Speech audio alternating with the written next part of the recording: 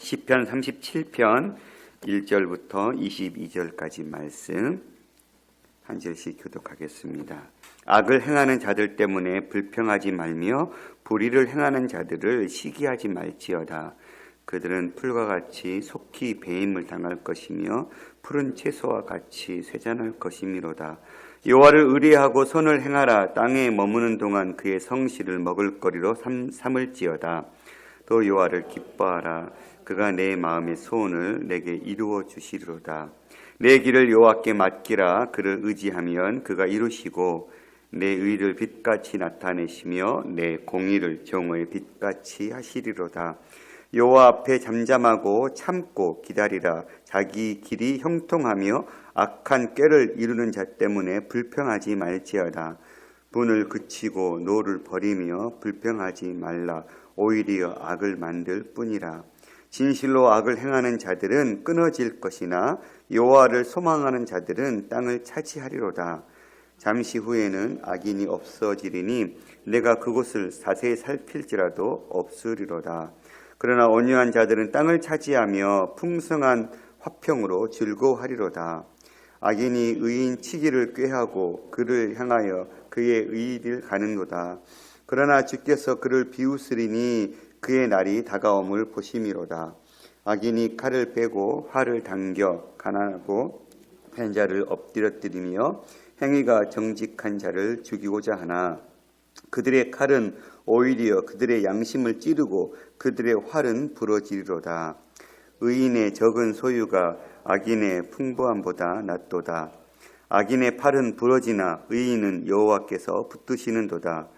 여호와께서 온전한 자의 날을 아시나니 그들의 기업은 영원하리로다. 그들은 환난 때에 부끄러움을 당하지 아니하며 기근의 날에도 풍족할 것이나 악인의 여호와의 원수들은 어린 양의 기름같이 타서 연기가 되어 없어지리로다. 악인은 꾸고 갚지 아니하나 의인은 은혜를 베풀고 주는도다. 자들은 땅을 차지하고 주의 저주를 받은 자들은 끊어지리로다. 아멘.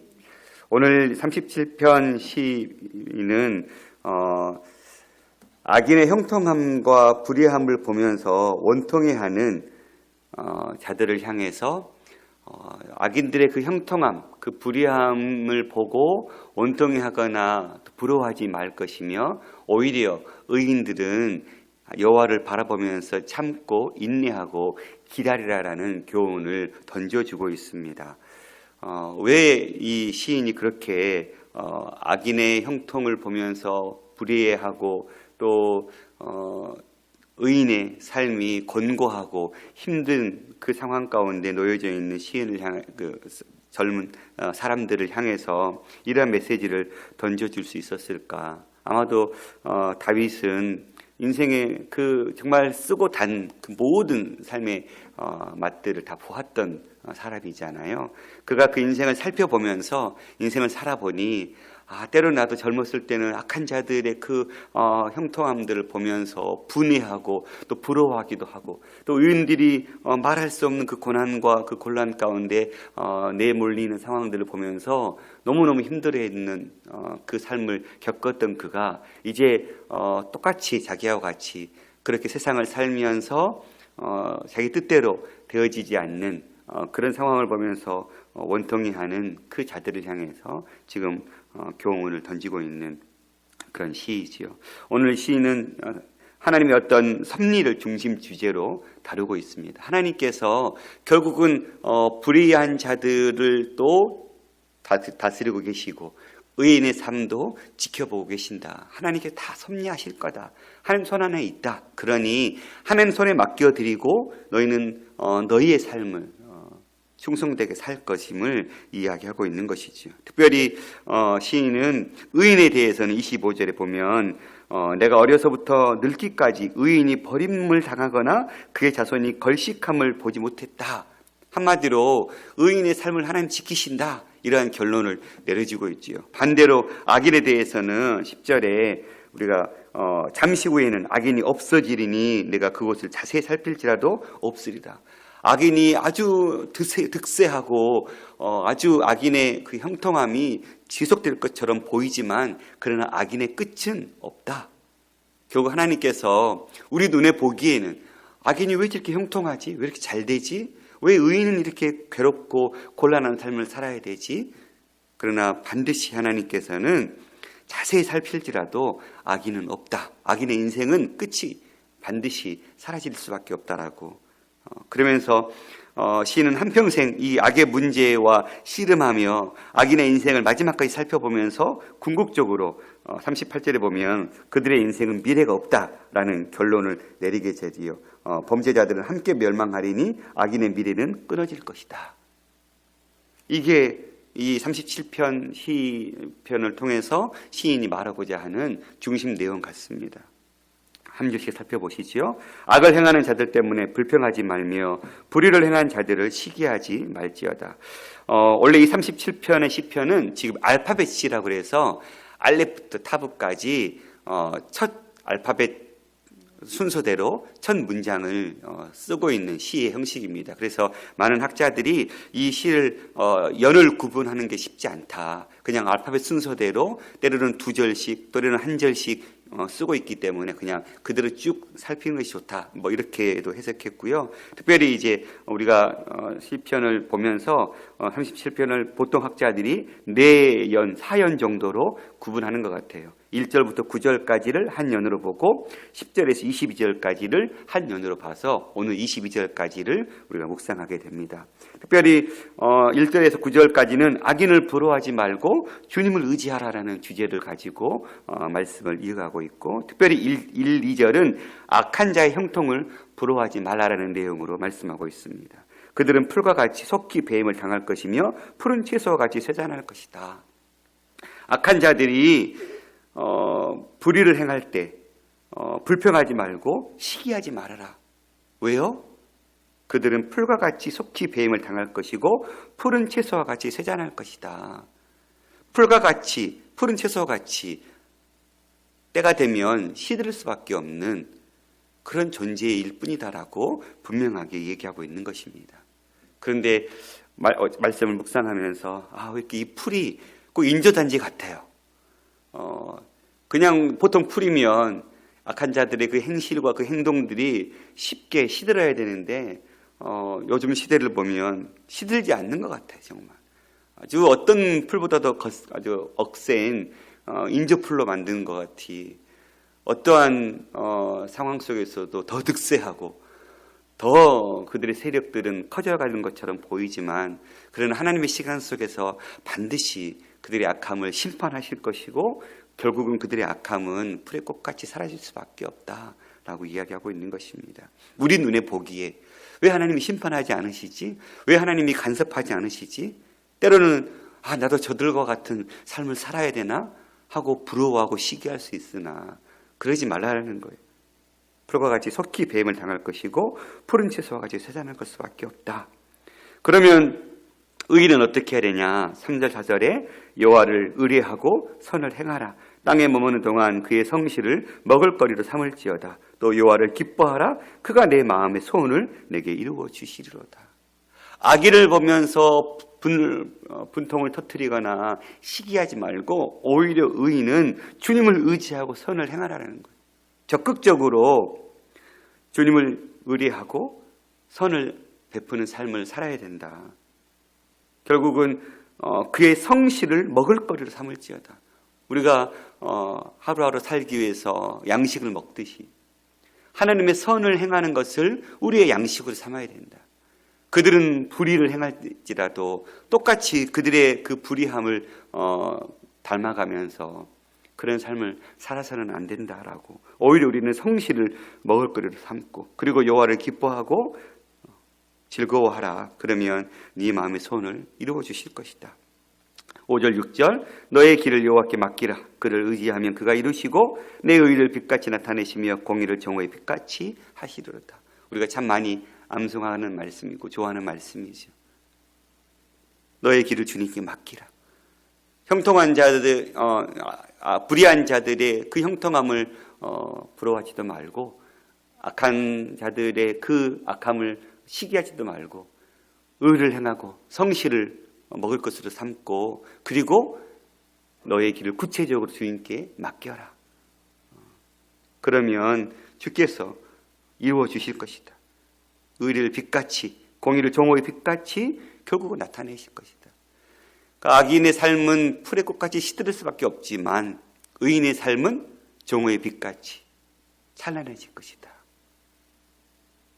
그리고는 7절에 주님을 잠잠히 바라보라고, 여호와 앞에 잠잠하고 참고 기다리라. 자기의 길이 형통하며 악한 꾀를 이루는 자 때문에 불평하지 말라라고 얘기하지요. 8절 9절 주님을 바라는 자들은 땅을 차지할 거다라는 말씀을 주고 있습니다. 분을 그치고 노를 버리며 불평하지 말라. 오히려 악을 만들 뿐이라. 진실로 악을 행하는 자들은 끊어질 것이나 여호와를 소망하는 자들은 땅을 차지한다. 땅을 차지한다라는 것, 분깃 여호와 앞에 기업이죠. 그 기업은 하나님 주신 것이고, 그러니 땅을 차지한다는 것은 하나님의 나라, 하나님의 것들을 차지한다라는 축복의 말씀인 것이죠. 결국은 하나님을 누가 차지하는 거예요? 의인이 차지하는 거예요. 하나님의 복을 누가 줄 수 있는 거예요? 의인이 질 수 있다라는 것이에요. 그러니 의인은 어떤 삶을 살아야 됩니까? 분을 그치고 노를 버리며. 악한 자들과 똑같이 분 내고 똑같이 노를 낸다면 어떤 차이점이 있겠느냐. 불의한 자들이 불의를 행한다고 해서 너도 똑같이 불의를 행하고 눈에는 눈, 이에는 이 하는 삶을 살지 말아라. 오히려 악을 만들 뿐이다. 진실로 악을 행하는 자들은 끊어질 것이니까. 그러나 너희들은 땅을 얻을 것이다. 이게 첫 번째 단락에서 지금 시인이 우리에게 주고 있는 메시지 같습니다. 10절부터 22절까지 두 번째 단락 살펴봅시다. 특별히 잠시 후에 악인은 사라지며 의인은 땅을 차지할 것이라는 이야기를 또다시 반복하고 있는 것 같습니다. 10절 11절 잠시 후에는 악인이 없어지리니 내가 그것을 자세히 살필지라도 없으리로다. 그러나 온유한 자들은 땅을 차지하며 풍성한 평으로 즐거워하리로다. 계속해서 오늘 우리 찬송 고백했던 것처럼 악인과 의인의 삶을 계속 비교 분석하고 있어요. 그러면서 결국은 악인의 삶은 없어지고 의인의 삶은 기업을 얻는다. 이렇게 아주 대비하고 있는 것 같아요. 악인은 반드시 없어진다라는 거예요. 아무리 악인의 삶을 기억해내고 악인의 삶을 되돌리고 싶어도 볼 수 없다.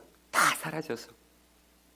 그러나 온유한 자는 땅을 차지하고 풍성한 화평으로 즐거워할 것이다.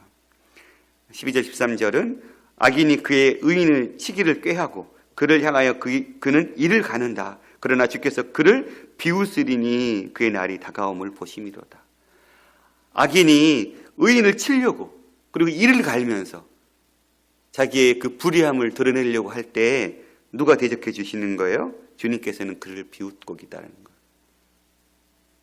우리의 시간 속에서는 악인이 득세하는 것처럼 보이지만 그러나 하나님은 반드시 그 악인의 행함에 대해서 비웃고 할 수 있으면 해봐라. 너희가 어디까지 할 수 있나? 이렇게 비우시겠다라는 거예요. 그리고는 그의 멸망이 다가옴을 하나님은 보고 있다라는 것이죠. 14절 15절 악인은 칼을 빼나 그 칼은 자신을 찌를 거라고. 악인의 칼을 빼고 활을 당겨 가난하고 궁핍한 자를 엎드려뜨리며 행위가 정직한 자를 죽이고자 하죠. 이게 악한 자들의 특징이죠. 왜요? 자기의 권력을 유지하기 위해서는 정직한 자, 의로운 자들의 것들을 빼앗을 수밖에 없으니까요. 그들의 칼은 오히려 그들의 양심을 찌르고 그들의 활은 부러지리로다. 반드시 이러한 날이 올 것이라고 이야기하고 있습니다. 16절 17절은 악인의 팔은 부러지나 의인은 주께서 붙드실 거라고. 의인의 적은 소유가 악인의 풍부함보다 낫고 악인의 팔은 부러지나 의인은 여호와께서 붙드신다. 의인의 그 적은 소유, 의의 삶을 살다 보면 이 땅에서 부유함을 누리며 살기는 참 어려운 것 같아요. 그러나 악인은 어때요? 의인보다 훨씬 더 풍부한 삶을 살죠. 나라를 팔아먹은 일제의 앞잡이들보다 나라를 위해서 나라를 지키기 위해 싸웠던 독립유공자의 후손들이 그 삶이 너무 참 비참함을 우리는 역사를 통해서 보고 있습니다. 의인의 적은 소유가 그러나 악인의 풍부함보다 낫다. 비록 눈에 보이기에 의인이 곤고하고 가진 것 없어 보이고 참 초라한 인생일지라도 그 인생을 누구는 보신다라는 거예요. 주님이 그 인생을 보시고 그 인생을 훨씬 더 악인의 풍부함보다 값진 인생이라고 평가하시겠다라는 거예요. 그러니 우리의 적은 소유가 오히려 복됨을 기억할 수 있기를 바랍니다. 결국은 그 악인이 그 풍부함을 차지하기 위해서 팔을 뻗어서 강탈하고 그렇게 악랄하게 행했던 그 모든 팔이 결국은 부러질 수밖에 없다. 그러나 여호와는 의인을 붙드신다라고 말씀하고 있습니다. 18절 19절 의인의 기업은 영원할 것을 이야기합니다. 여호와께서 온전한 자의 날을 아시니 그들의 기업은 영원하리로다. 그들은 환난 때에 부끄러움을 당하지 아니하며 기근의 날에도 풍족할 것이다.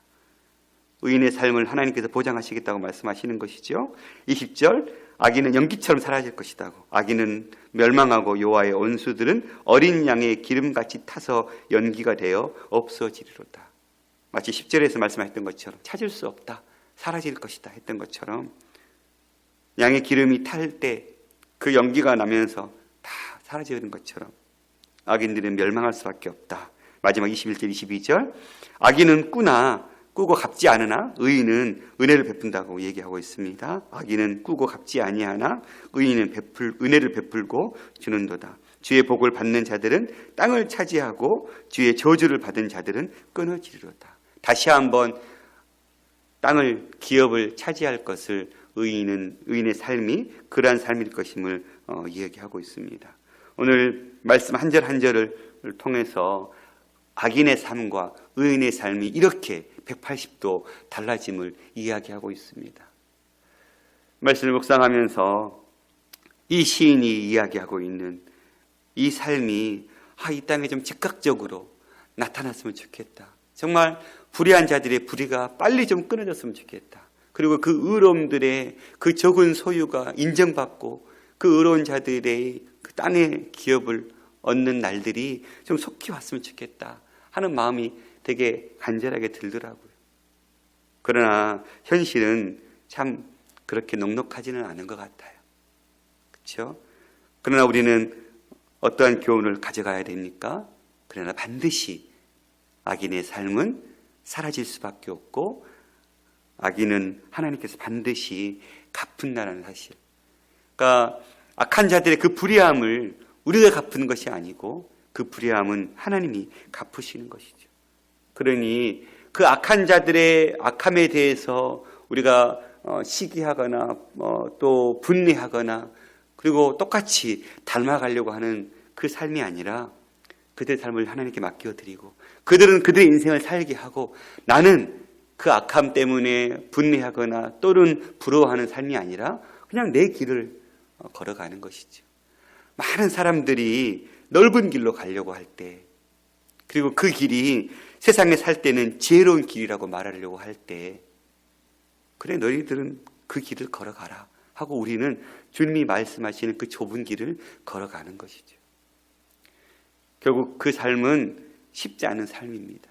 어렵고 힘들고 적은 소유를 얻을 수밖에 없는 삶처럼 보이는 길입니다. 그러나 마지막 최종적인 삶에서는 우리와 그들의 인생이 완전히 뒤바뀔 줄 믿습니다. 이 땅에 100여 년의 짧은 삶을 살면서 누리지 못했던 것보다 영원한 삶 가운데 하나님의 자녀로서의 삶을 사는 것 비교할 수 없는 것이죠.